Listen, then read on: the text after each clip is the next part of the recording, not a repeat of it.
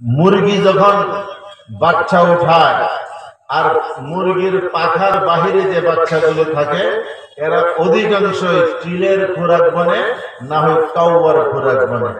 আর মুরগির পাখার তলে যারা আশ্রয় লয় এরা চিল কাউয়ার অনিষ্টি থেকে বেঁচে যায়। ঠিক না বেঠিক?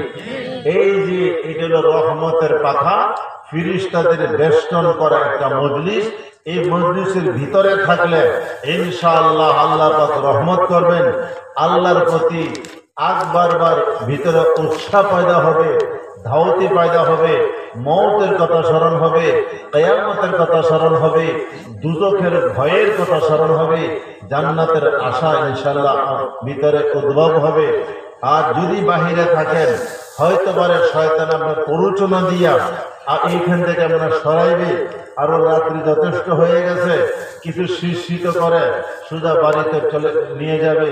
বুজুর্গের চেহারা থেকে বঞ্চিত, দোয়া থেকে বঞ্চিত। আল্লাহ যেন আপনাদের আমাদের সবাইকে হক্কানি ওলামায়ে কেরামদের সহচরে আর সহবাসে থাকার তৌফিক নসিব করেন। আমিন।